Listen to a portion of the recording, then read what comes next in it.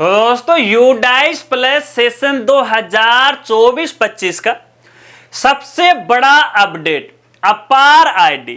तो हम UDISE plus portal पर एक स्टूडेंट की अपार आईडी को कैसे जनरेट कर सकते हैं, इसकी पूरी प्रोसेस आगे मैं आपको अपने पीसी की स्क्रीन पर करके दिखाने वाला हूं। और इसके साथ साथ एक स्टूडेंट की अपार आईडी जनरेट करने से पहले आपको किन किन बातों को ध्यान में रखना है, यह जानकारी भी इस वीडियो में आपको बताऊंगा। यूडाइस प्लस पोर्टल का यह पार्ट नंबर 4 वीडियो है। नमस्कार साथियों, मैं हूं आपका अपना साथी राजगुरु जी। तो दोस्तों यूडाइस प्लस पोर्टल को लेके हमने एक सीरीज की शुरुआत कर रखी है, जिसके हमने यहां पे ऑलरेडी 3 वीडियो या 3 पार्ट वो बना दिए। अगर आपने अभी तक वो तीनों पार्ट नहीं देखे तो देख लीजिएगा, लिंक आपको वीडियो के डिस्क्रिप्शन में वो मिल जाएगा। और इस बार यानी सेशन 2024-25 से यूडाइस प्लस पोर्टल पर एक नए मॉड्यूल की शुरुआत की गई है, अपार मॉड्यूल की, जिसके तहत अब आपको प्रत्येक स्टूडेंट की अपार आईडी का रजिस्ट्रेशन करना पड़ेगा या जनरेट वो करना पड़ेगा। लेकिन अपार आईडी जनरेट करने से पहले आपको कुछ खास बातों को ध्यान में रखना है। सबसे पहले अपार आईडी की खास बातें और बेसिक जानकारी मैं आपको बता देता हूं, उसके बाद आगे पीसी की स्क्रीन पर इसकी पूरी प्रोसेस आपको यहां पे दिखाता हूं। आपकी जानकारी के लिए मैं ये भी बताना चाहूंगा, देखिए जब से अपने देश के अंदर इस अपार आईडी की शुरुआत हुई है, तो शुरुआत में ही मैंने इस अपार आईडी के बारे में डिटेल से एक वीडियो बना दिया। यदि इस आईडी के बारे में और गहराई से आपको जानना है कि इसका क्या मतलब है, ये कहां काम में आने वाली है, इसके क्या फायदे हैं, क्या नुकसान है, तो ये वाली जो वीडियो है वो आप देख लीजिएगा, लिंक आपको वीडियो की डिस्क्रिप्शन में मिल जाएगा। चलिए मैं यहां पर आपको कुछ मोटी मोटी और बेसिक जानकारी बताता हूं। देखिए अपार आईडी की फुल फॉर्म की बात करें तो ये automatic permanent academic account registry number होता है, यानी one nation one student ID. जिस प्रकार से हमारा जो आधार कार्ड होता है, हमारी एक यूनिक आईडी होती है पहचान की, उसी प्रकार से अपार आईडी होती है वो एक स्टूडेंट की एजुकेशन की यूनिक आईडी है, जो कि 12 अंकों की होती है। और इस यूनिक आईडी के अंदर स्टूडेंट की एजुकेशन से रिलेटेड हर प्रकार की इंफॉर्मेशन ऑनलाइन स्टोर रहती है, जो कि उसके भविष्य के लिए सुरक्षित है वो रहती है। अब यहां पे देखिए अपने जो यूडाइस प्लस पोर्टल है, इस बार यहां पे है आपको हर एक स्टूडेंट की अपार आईडी वो जनरेट करना पड़ेगा। अब यहां पे देखिए जिम्मेदारी बनती है कि स्कूल या कॉलेज की कि वो हर एक स्टूडेंट की अपार आईडी को जनरेट करें या फिर बनाए। हालांकि देखिए ये स्कूल या कॉलेज की जिम्मेदारी तो होती है, लेकिन उसको ये पूर्ण अधिकार नहीं होता है कि वो एक स्टूडेंट की यहाँ पे अपार आईडी बनाए, क्योंकि अपार आईडी बनाने के लिए हर एक स्कूल या कॉलेज को संबंधित स्टूडेंट के अभिभावक से उनको सहमति वो लेनी पड़ेगी। अगर आप उनकी सहमति नहीं लेते हैं या फिर अभिभावक अपनी असहमति प्रकट करता है, तो आप स्टूडेंट की अपार आईडी वो नहीं बना सकते। अब इसका मतलब ये नहीं कि हमारी जिम्मेदारी तो यहाँ पे खत्म हो चुकी है, हमें इससे कोई मतलब नहीं यार। यहाँ पे देखिए आपको फॉर्मेलिटी नहीं निभानी है, क्योंकि देखिए आप ही बच्चों का भविष्य सुधारने वाले हो, तो ये जिम्मेदारी भी आपकी बनती है। इसके लिए आपको यहाँ पे देखिए अभिभावक को है वो मोटिवेशन करना पड़ेगा, अभिभावक को समझाना पड़ेगा इसका मतलब क्या है, ये कहां पर ये काम में आने वाली है। और सहमति के लिए आपको लिखित में उनकी सहमति वो लेनी पड़ेगी। तो इन बातों को आपको खास तौर पे वो ध्यान रखना, केवल फॉर्मेलिटी आपको यहाँ पे नहीं करना है, क्योंकि ये बच्चे की भविष्य का सवाल है। तो भविष्य को ध्यान में रखते हुए आप सभी स्टूडेंट की अपार आईडी है वो जनरेट है वो कीजिएगा। चलिए, जब भी आप एक स्टूडेंट की अपार आईडी बनाने जाओगे तो उससे पहले आपको 4 डेटा की खास तौर पर है आवश्यकता पड़ने वाली है। एक तो स्टूडेंट के आधार कार्ड नंबर की, एक स्टूडेंट के मोबाइल नंबर की, एक स्टूडेंट की मेल आईडी की, और एक स्टूडेंट का डिजी लॉकर की। डिजी लॉकर के बारे में आप सब जानते हैं। हालांकि यहां पे देखिए इन सब की शुरुआत में स्कूल वालों को आवश्यकता नहीं पड़ेगी, इन सब की जो आवश्यकता पड़ेगी एक स्टूडेंट या अभिभावक को, क्योंकि डिजी लॉकर से उनको अपनी अपार आईडी डाउनलोड भी तो करना है भविष्य के लिए। तो यहां पे मैं आपको कहना चाहूंगा, आपको अभिभावकों को यह भी मोटिवेशन करना है या फिर उनको आपको यह भी समझाना है कि आप अपने बच्चे की कोई भी एक यूनिक मेल आईडी है वो बना लीजिएगा। हो सकता है कि देखिए उनके घर में 2-4 बच्चे हो, क्योंकि एक मेल आईडी से एक मोबाइल नंबर से केवल एक ही डिजी लॉकर वो चलता है। तो ऐसे में उनको बोलेगा कि अपने स्टूडेंट की एक यूनिक जो मेल आईडी है वो बना लीजिएगा, ताकि भविष्य में है वो अपना डेटा है इस मेल आईडी से डिजी लॉकर पे, अपार आईडी पे है, यहाँ पे वो स्टोर है वो कर सके। हालांकि स्कूल को जब भी ये अपार आईडी वो जनरेट करेंगे यूडाइस प्लस पोर्टल से, तब उनकी यहाँ पे आवश्यकता नहीं पड़ने वाली। तो जब आप यूडाइस पोर्टल से अपार आईडी जनरेट करोगे तो उस समय आपको क्या क्या आवश्यकता पड़ेगी, कौन से डेटा की आवश्यकता पड़ेगी। तो यहाँ पे एक तो देखिए आपका आधार कार्ड, नहीं बच्चे का आधार कार्ड है, ठीक है। इसके साथ साथ एक पीएन नंबर यानी परमानेंट एजुकेशन नंबर, जो कि आपको यूडाइस पोर्टल पे वो मिल जाएगा। इसके साथ साथ अभिभावक की सहमति के लिए कोई भी एक उनकी यूनिक आईडी जैसे आधार कार्ड हो सकता है, क्योंकि जब आप यूडाइस पोर्टल से ये आईडी जनरेट करोगे तो उस समय है अभिभावक की आईडी की भी आपको यहाँ पे आवश्यकता पड़ेगी। और इसके साथ साथ यहाँ पे एक यूनिक मोबाइल नंबर, और मोबाइल नंबर के बारे में आपको कहना चाहूंगा कि अभिभावक को ये बोलेगा कि जो भी आपका बालक बालिका उसका यूनिक और चालू हालत का मोबाइल नंबर है हमें दीजिएगा, ताकि भविष्य में ओटीपी वगैरह का किसी प्रकार की कोई समस्या नहीं। इसके साथ साथ जब भी आप यूडाइस प्लस पोर्टल से स्टूडेंट की अपार आईडी जनरेट करो तो उससे पहले स्टूडेंट की यूडाइस प्लस पोर्टल पे जो भी प्रोफाइल है वो कंप्लीटली अपडेट होना जरूरी है। जैसे उसका नाम, पता, एड्रेस, डीओबी है, आधार नंबर है, वो पूरा का पूरा प्रोफाइल में अपडेट होना जरूरी है। और यहाँ पे एक और खास जानकारी मैं आपको बताना चाहूंगा, जब भी आप स्टूडेंट की अपार आईडी जनरेट करने जाओ इससे पहले लास्ट सेशन का डेटा कंप्लीट कर लीजिएगा।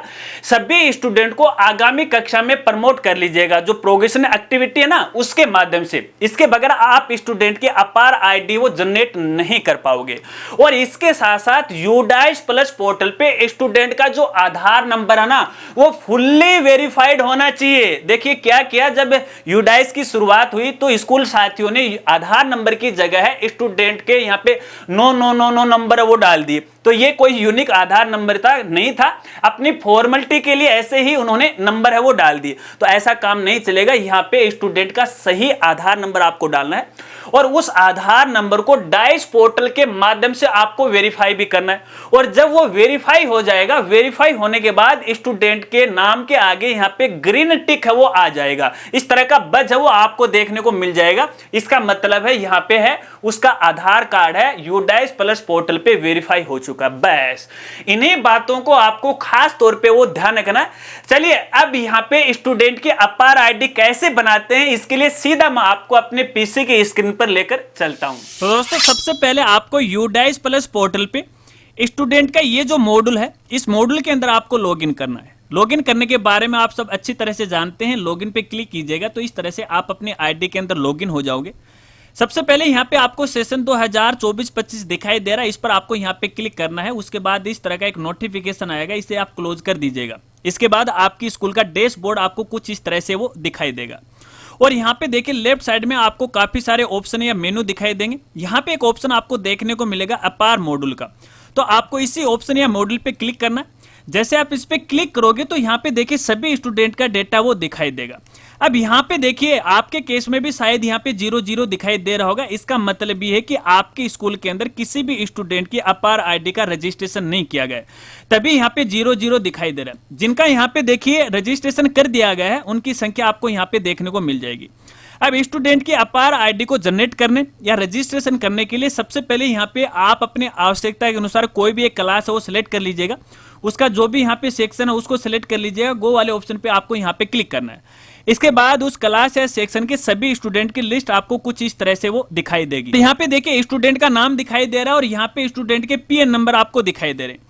और यहाँ पे एक सेक्शन आपको देखने को मिल रहा है स्टेटस का, और इसके नीचे यहाँ पे लिखा हुआ पेंडिंग। पेंडिंग का मतलब ये है कि फिलहाल इस स्टूडेंट की अपार आईडी है उसका रजिस्ट्रेशन नहीं हुआ। जब वो कंप्लीट हो जाएगा तो यहाँ पे कंप्लीट आ जाएगा। फिलहाल यहाँ पे देखिए पेंडिंग रेड कलर में लिखा हुआ है, बाद में वो ग्रीन कलर में हो जाएगा जैसा कि यहाँ पे है वो लिखा हुआ है। अब यहाँ पे स्टूडेंट की अपार आईडी को जनरेट करने के लिए उसी स्टूडेंट के आगे आपको यहाँ पे देखिए जनरेट का ऑप्शन है वो दिखाई देगा। इस पर आपको यहाँ पे क्लिक करना है। अब जैसे आप इस पे क्लिक करोगे तो शायद देखिए आपके सामने भी इस तरह का एक नोटिफिकेशन या एरर आ सकता है। अब इसका मतलब क्या है? देखिए इसका मतलब ये है कि जो लास्ट सेशन था उस लास्ट सेशन से आपने नए सेशन में सभी स्टूडेंट को है प्रमोट नहीं किया है। जो हमारी जो प्रोग्रेशन एक्टिविटी है उसको आपको कंप्लीट करना है, हर क्लास वाइज भी आपको फाइनल करना है, और टोटल क्लास की डेटा एंट्री कंप्लीट करने के बाद या स्टूडेंट को प्रमोट करने के बाद ऑल डेटा एंट्री भी आपको फाइनल करनी है। तभी यहाँ पे देखिए इस सेशन का काम आप यहाँ पे वो स्टार्ट है वो कर पाओगे। अगर आपको नहीं पता है कि प्रोग्रेशन एक्टिविटी में कैसे काम किया जाता है, कैसे स्टूडेंट को प्रमोट किया जाता है, तो हमारी जो पार्ट वाली वीडियो है वो देख लीजिएगा। अब यहाँ पे देखिए एक और खास जानकारी आपको बताना चाहूंगा। देखिए मेरे केस में एक स्टूडेंट के आगे तो जनरेट का जो ये ऑप्शन दिया हुआ है इस पर क्लिक हो रहा है, लेकिन यदि अपन नीचे वाले स्टूडेंट की बात करें तो यहाँ पे देखिए मैं क्लिक करने की कोशिश कर रहा हूँ, लेकिन फिर भी यहाँ पे देखिए क्लिक नहीं हो रहा है। जैसे आप इस पे क्लिक करोगे तो यहाँ पे देखिए इस तरह का एक नोटिफिकेशन आ सकता है। तो ये क्लिक क्यों नहीं हो रहा है वो भी मैं आपको बताना चाहूंगा। देखिए इसके कई कारण हो सकते हैं। हो सकता है कि आपने लास्ट सेशन से स्टूडेंट को है प्रमोट कर दिया इस सेशन में, लेकिन इस सेशन में स्टूडेंट की डेटा एंट्री आपने कंप्लीट नहीं की। जब तक आप स्टूडेंट की डेटा एंट्री कंप्लीट नहीं करोगे ना, तब तक आप किसी भी स्टूडेंट की अपार आईडी को है जनरेट नहीं कर सकते। चलिए ये तो कुछ बेसिक एरर थे जो मैं आपको दिखाना चाह रहा था, ताकि आपको भविष्य में किसी प्रकार की कोई परेशानी नहीं आई। लेकिन जब आप यहां पे जनरेट वाले ऑप्शन पे क्लिक करोगे तो उसके बाद आगे आपको क्या प्रोसेस करनी है, आपको इसी ऑप्शन पे वो क्लिक करना है। इसके बाद इस तरह से अपार आईडी की रजिस्ट्रेशन की जो प्रोसेस है वो शुरू हो जाती है। यहां पे स्टूडेंट का नाम आपको दिखाई देगा, पीएन नंबर आपको दिखाई देंगे, डीओबी आपको दिखाई देंगे। यहाँ पे स्टूडेंट के आधार के लास्ट 4 नंबर आपको दिखाई देंगे। आधार में उसकी क्या डिटेल है वो डिटेल आपको दिखाई देगी। अगर आपको ऐसा लग रहा है कि आधार में स्टूडेंट का जो डेटा फिलहाल यहाँ पे गलत शो हो रहा है, आप इसे अपडेट करना चाहते हैं तो यहाँ से आप इसे अपडेट भी कर सकते हैं। अगर स्टूडेंट की और डिटेल आप देखना चाहते हैं तो यहाँ पे देखिए प्लस का ऑप्शन आपको दिखाई दे रहा है, इस पर आप क्लिक कर सकते हैं तो जेंडर वगैरह वगैरह आप है वो देख सकते हैं। इसके बाद आगे यहाँ पे देखिए आपको अभिभावक की सहमति वो देनी पड़ेगी, और इसके लिए सबसे पहले उस अभिभावक का नाम आपको लिखना पड़ेगा। वो पिता भी हो सकता है, वो माता भी हो सकता है, या फिर कोई बालक बालिका अनाथ है तो उसका जो संरक्षक है उसका नाम आप यहाँ पे वो लिख सकते हैं। उससे क्या संबंध है वो आपको यहाँ पे सिलेक्ट करना है। यहाँ पे अभिभावक की जो भी आईडी प्रूफ है, जैसे आधार है, वोटर आईडी, वो आपको यहाँ पे सिलेक्ट करना है। वो आईडी का नंबर आपको यहाँ पे वो डालना है। इसके बाद यहाँ पे प्लेस का नाम आपको लिखना है, और इसके बाद यहाँ पे डेट आपको यहाँ पे वो सिलेक्ट करना है। इसके बाद स्कूल का जो भी हेड है उसकी भी सहमति आपको देनी पड़ेगी। वो प्रिंसिपल या प्रधानाध्यापक या कोई भी हेड है वो हो सकता है, उसका नाम आपको यहाँ पे वो लिखना पड़ेगा। इसके बाद नीचे आपको सबमिट का ऑप्शन दिखाई देगा, इस वाले ऑप्शन पे आपको यहाँ पे क्लिक करना है। जैसे आप सबमिट पे क्लिक करोगे तो उसके बाद स्टूडेंट की जो अपार आईडी वो जनरेट हो जाएगी, और कुछ इस तरह से नोटिफिकेशन आपको देखने को मिलेगा, और स्टूडेंट की जो अपार आईडी है वो भी देखने को आपको मिलेगी। तो बस इसी तरह से स्टूडेंट की अपार आईडी का रजिस्ट्रेशन होता है। और एक और खास जानकारी मैं आपको बताना चाहूंगा। मान लेते हैं कि किसी स्टूडेंट की पहले से कोई अपार आईडी बनी हुई है, तो यहाँ पर देखिए एक सेक्शन और आपको देखने को मिल रहा है अपार आईडी। हालांकि देखिए मेरे केस में आपको नोट अवेलेबल देखने को मिल रहा है।